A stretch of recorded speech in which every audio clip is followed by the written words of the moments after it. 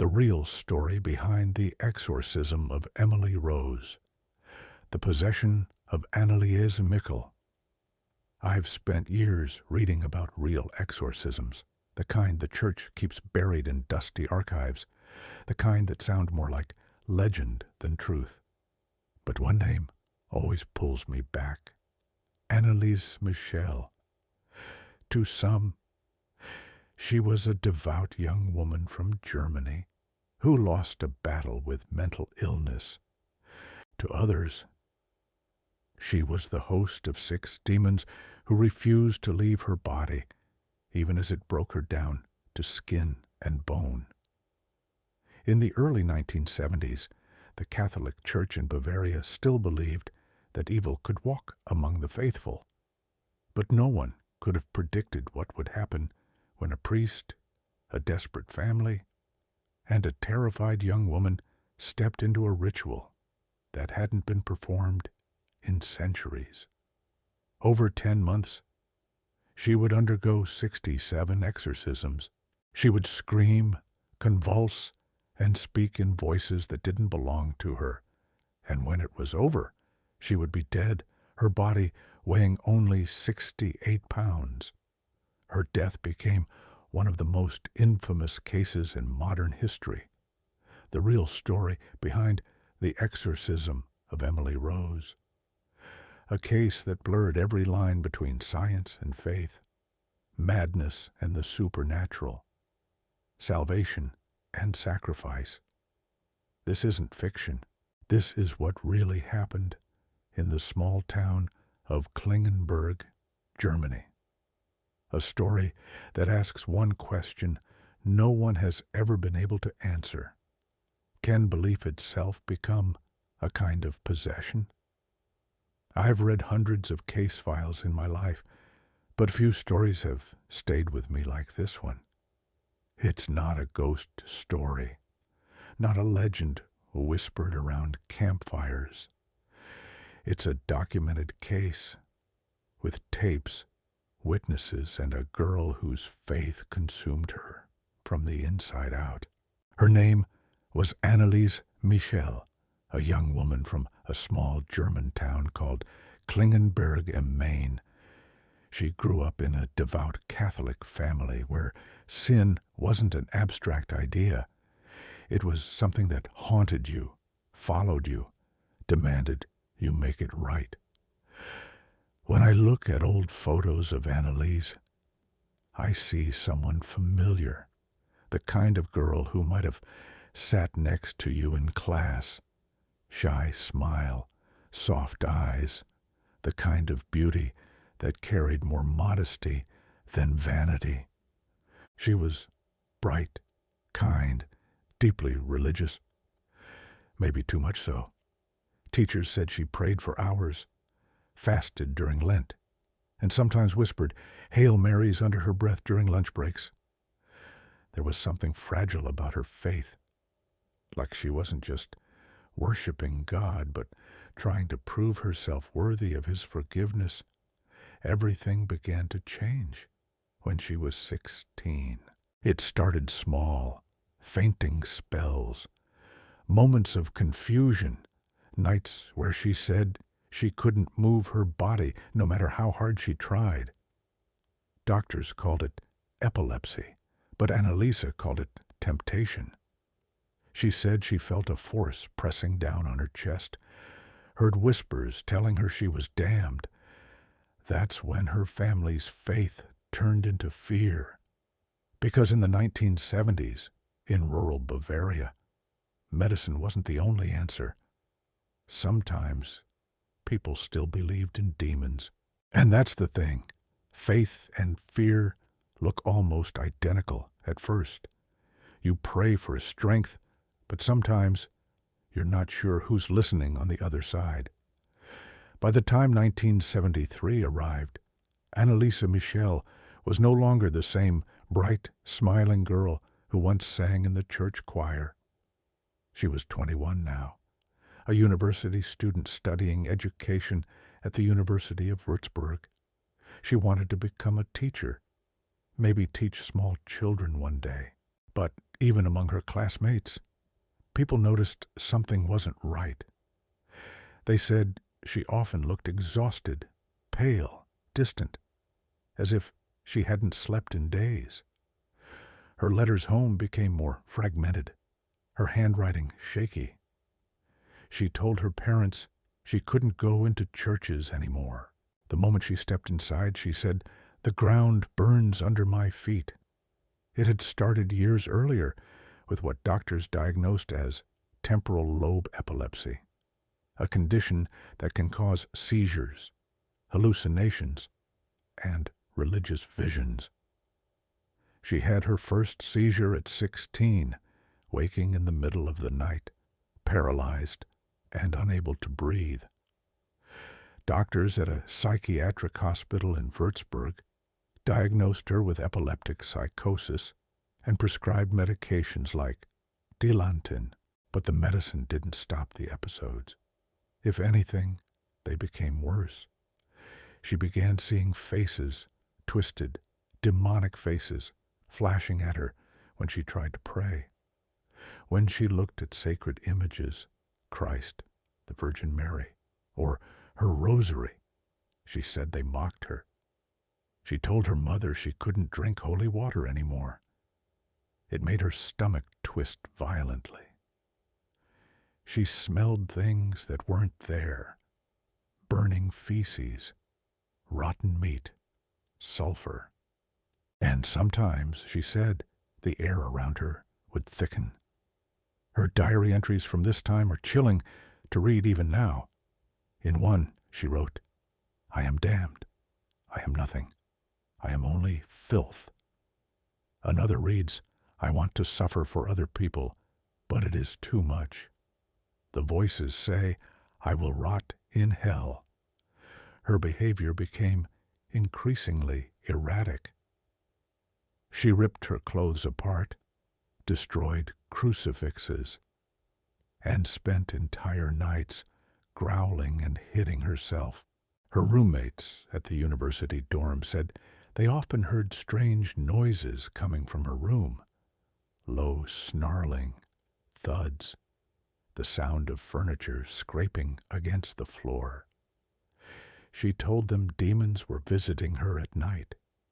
When they asked who they were, she answered with names that sounded ancient: Lucifer, Judas, Nero, Cain, Fleischmann, even Hitler. Later, during the exorcism sessions, these would become the 6 entities the priests believed had taken residence inside her. At one point, her family took her on a pilgrimage to San Damiano, a small Italian village, where people claimed to see apparitions of the Virgin Mary. But when Anneliese approached the shrine, she said she couldn't step forward. Her feet froze, her body stiffened, and she began growling uncontrollably. Witnesses said she looked like an animal, eyes wide, spitting, clawing at the ground. Her mother tried to hold her, but Anneliese screamed that the ground burned beneath her. That moment convinced her parents something far darker than epilepsy was happening to their daughter. Still, Anneliese continued to see doctors. She met with psychiatrists who diagnosed her with epileptic patterns combined with severe depression and psychosis. One of them even noted that she might be suffering from religious delusion linked to guilt and trauma. But when none of the medications worked, Tegretol, Dilantin, and several antidepressants, her family grew more desperate. Anneliese begged her doctors and priests for help. She said, "It's not me. There's something else inside." At night, she would bark like a dog for hours, eat insects, and drink her own urine. Her parents said she began speaking in deep, guttural voices that weren't her own. One night, her mother woke to the sound of loud banging and found Anneliese crouched on the floor staring at her with a grin so unnatural that she didn't recognize her own child. When she spoke, the voice that came out was low and mocking. She said, "We are many." That phrase would appear again later, recorded in the tapes of the exorcisms that would horrify the world. By this point, her local parish priest, Father Ernst Alt, began to believe what the doctors could not. In his written notes, he said, "She doesn't look epileptic to me. There's something else. She is suffering greatly." He believed she was being attacked by demonic forces. He claimed that when he first met her, she refused to enter the church, walked around it in circles, and when he sprinkled holy water, she screamed. Father Alt wrote to the Bishop of Würzburg, Bishop Joseph Stangl, requesting official permission for an exorcism. But the church doesn't take such requests lightly. They demanded proof, undeniable signs of possession. Until then, they told the family to continue medical treatment. But for Anneliese, every visit to a doctor felt like betrayal. She wrote in her journal, "They think I'm sick, but they don't see the truth. They don't see them." And as the months passed, she began to see them more clearly. The demons that whispered in her ears, the dark figures that crawled on her walls at night. In her recordings later, you can hear her voices overlapping, one pleading, one mocking. One of the priests later said, "When she spoke in Latin and Aramaic, her voice changed completely. There were moments when 6 different voices came through her at once. It was no longer possible to pretend she was just sick.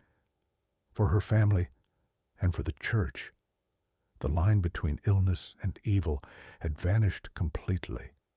And that's when the Vatican gave its answer. The exorcism would be approved. When the Vatican approved the exorcism, it wasn't a decision made lightly. The Catholic Church had grown cautious about possession claims by the 1970s. Science had replaced superstition for most people, and the Church only granted permission for an exorcism after extensive investigation. But in Anneliese's case, the evidence felt undeniable, at least to those who were closest to her. Father Ernst Alt, the young priest who had been following her case, wrote to Bishop Joseph Stangl several times that year. His letters were detailed, filled with accounts of Anneliese's violent reactions to religious objects, her unnatural strength, her refusal to eat, and her ability to understand Latin phrases she had never studied. One of his most famous letters read, "Anneliese cannot stand to look at blessed objects. She cannot drink holy water. She is tormented when prayers are spoken in her presence. I am convinced this is not a medical case." After months of debate, the bishop granted permission for an exorcism under strict secrecy, appointing Father Arnold Renz, a 67-year-old priest experienced in the old Rituale Romanum, the traditional rite of exorcism dating back to the 1600s. Father Alt would assist him. The first session took place on September 24th, 1975, in the Michel family home in Klingenberg. By then, Anneliese was 23 years old, frail, weighing less than 100 pounds. But when the priests began the ritual, witnesses claimed she displayed a terrifying strength. She screamed, growled, and writhed so violently that 4 men were often needed to hold her down.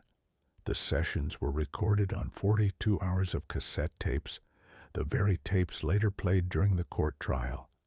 Listening to them is like hearing a person's soul being torn apart. Sometimes her voice is soft, almost childlike. Other times it becomes deep and monstrous, switching between German, Latin, and fragments of what sounded like Aramaic. The voices claimed to be 6 entities: Lucifer, Cain, Judas Iscariot, Nero, Fleischmann, a defrocked priest from the 1500s, and Hitler. Each one, she said, fought for control of her body. One priest recalled hearing 2 voices arguing inside her at once, one cursing, the other pleading for mercy. At one point, Anneliese whispered in Latin, "We are damned forever." Her parents, Anna and Joseph Michel, attended every session. They said it was the only thing that gave them hope. But as the weeks went on, hope turned into horror. Anneliese refused all food and drink, believing it would feed the demons. She dropped to her knees hundreds of times in one session, sometimes up to 600 genuflections, until her knees bled. She slept on the floor, refused blankets, and tore at her skin, screaming that it was crawling with demons. Between sessions, she begged for death. She told Father Renz, "I can't go on. Pray for absolution." But then, sometimes she'd switch, laughing, spitting, mocking the priests. On the tapes, one of the voices sneers, "Priests are pigs. You think you can save her? She belongs to us." The exorcisms continued for nearly 10 months, with more than 67 individual sessions, each lasting up to 4 hours. Doctors occasionally visited, but Anneliese refused hospitalization. She said the demons forbade it, and the priests believed that modern medicine might interfere with the spiritual process. By early 1976, her health was failing. Her face had become gaunt, her bones visible through her skin, yet she insisted she needed to continue. "I must suffer," she said, "to atone for the sins of others." Father Alt later testified that she saw visions of the Virgin Mary, and said Mary told her she would be freed before July 1976. But freedom, when it came, wasn't salvation. By late June, Anneliese could barely move. The final exorcism took place on June 30th, 1976. In the recording, she can be heard whispering, "Please, beg for absolution." Her last words to her mother were, "Mother, I'm afraid." The next morning, July 1st, Anna found her daughter dead in her bed. She was only 23 years old, weighing 68 pounds. When police arrived at the Michel home on July 1st, 1976, they weren't sure what to expect. Father Renz and Father Alt had already contacted the authorities, and by the time investigators entered Anneliese's bedroom, the scene was eerily still. The crucifixes, the candles, the handwritten prayers, all signs of the spiritual war that had taken place there, surrounded her lifeless body. Anneliese lay on a thin mattress on the floor, hands folded as if in prayer. Her face looked peaceful, but her body told a different story. The autopsy results were devastating. She had died of malnutrition and dehydration after nearly a year of exorcisms and fasting. She weighed just 30 kilograms, about 68 pounds. Her knees were severely bruised and calloused from the hundreds of genuflections she performed during each ritual. Her teeth were broken, her eyes sunken, and there were bruises and cuts across her body, all self-inflicted or sustained during the violent sessions. The medical examiner concluded she could have survived if she'd been fed even a week earlier. But her parents, Joseph and Anneliese Michel, believed otherwise. They told investigators that Anneliese had refused food willingly, saying she wanted to atone for the sins of youth and priests. Her mother said she didn't want to eat. She said the demons wouldn't let her. Both priests also insisted that she wasn't simply starving herself. She was being consumed by something that couldn't be treated with medicine. By 1978, the case had become a media storm across Germany. The Catholic Church, the German government, and the public were all divided.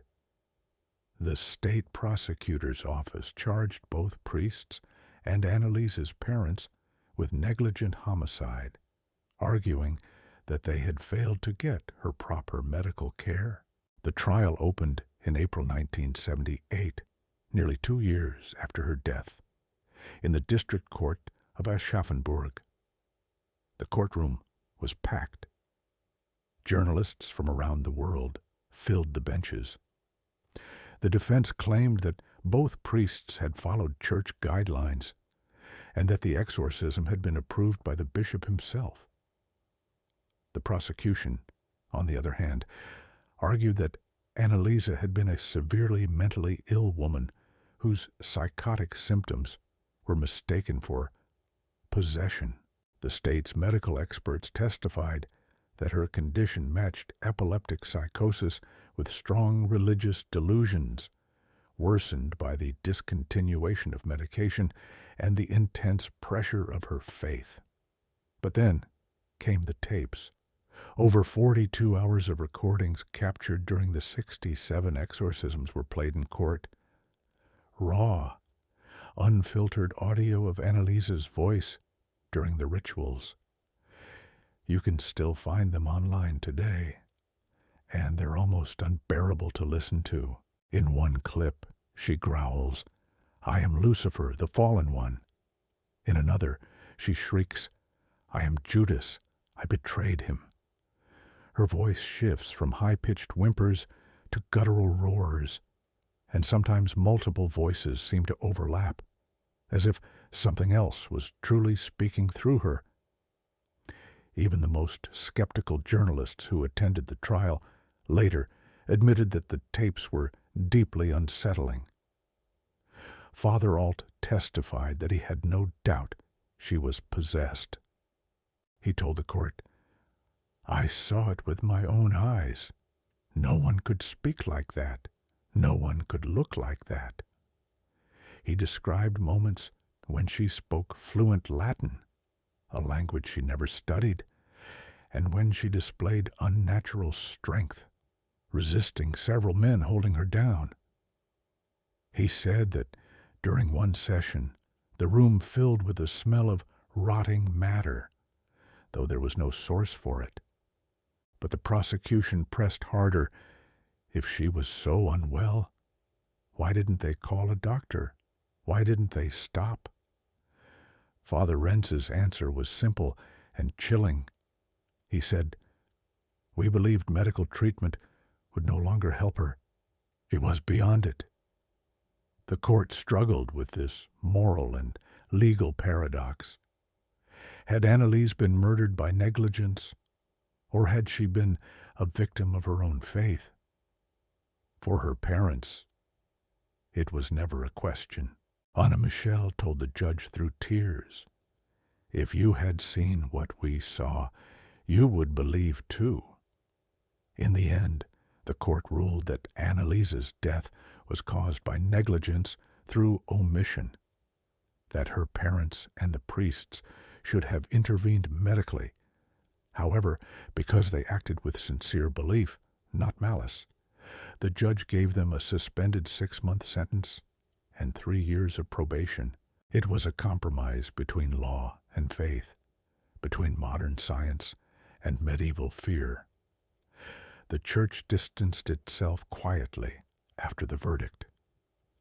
The Diocese of Würzburg stated that the case had been a tragic misunderstanding, and new rules were introduced requiring stricter medical verification before any future exorcisms. Anneliese's grave in Klingenberg became a place of pilgrimage, visited by thousands who believed she had died not as a victim, but as a martyr. Even today, flowers and rosaries decorate her headstone, a simple marble cross with her photograph, forever frozen in the quiet smile she had before the suffering began. And yet, the tapes still exist. Her voice, preserved in magnetic hiss, whispering from another time. Some say when you listen to them in the dark, you can hear more than one person breathing. Sometimes, after researching a case like this, I catch myself staring at old photographs of Anneliese Michel. There's one that always gets me. She's sitting in a classroom, wearing a patterned blouse, her hair neat, her smile hesitant but kind. She looks like anyone you'd pass on the street, anyone you might have once known. And yet, somewhere between that photograph and the final recordings of her voice, something broke, something that no one could repair. Even today, almost 50 years later, people still argue about what really happened to her. Was she a victim of religious hysteria, a young woman crushed by guilt, fear, and untreated mental illness? Or was she, as her family believed until their last breath, a vessel of something supernatural? The doctors saw epilepsy and psychosis. The church saw possession. But between those two worlds, there was only Anneliese, a girl trying to make sense of the suffering inside her own mind. Psychiatrists who've studied the case call it a perfect storm: temporal lobe epilepsy, extreme religiosity, and cultural conditioning. Her seizures could trigger hallucinations. Her faith told her those hallucinations were proof of sin or demonic attack, and each time she prayed for relief and didn't get it, she fell deeper into the belief that she was cursed.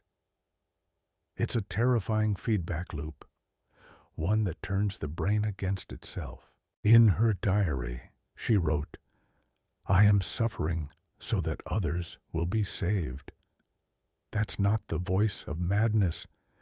It's the voice of someone desperate for her pain to mean something. But what made this case so disturbing, and why it still haunts people, is how convincing the possession seemed. Those tapes, the guttural growls, the overlapping voices, the Latin phrases she shouldn't have known. You can rationalize them all, of course: dissociative states, mimicry, psychological fragmentation. But hearing them, it's hard not to feel something ancient and primal stir inside you. The line between mental illness and something unexplainable becomes almost invisible. It makes you wonder, what if the mind can manifest things that feel supernatural? Or worse, what if sometimes they are?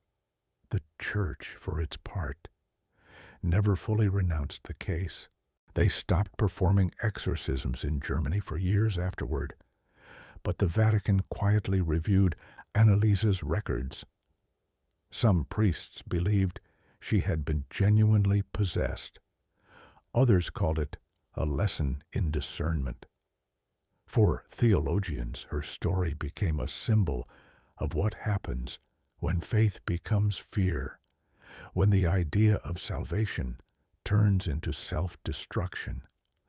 And yet, in Klingenberg, her grave remains a sacred site. Pilgrims still visit every year, leaving handwritten prayers and rosaries, believing she intercedes for the suffering. The local diocese discourages it, but they come anyway, because for many, Anneliese Michel isn't just a cautionary tale. She's proof that maybe there's something beyond the reach of medicine, something that can't be seen on a brain scan. Maybe that's what makes this story so disturbing. It doesn't matter if you believe in demons or not. What happened to her exposes something universal, the way pain, faith, and guilt can twist together until you can't tell where one ends and the other begins. And when that happens, exorcism isn't just a ritual.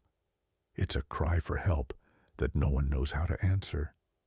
Sometimes I think about how quiet that house in Klingenberg must have been the night Anneliese died.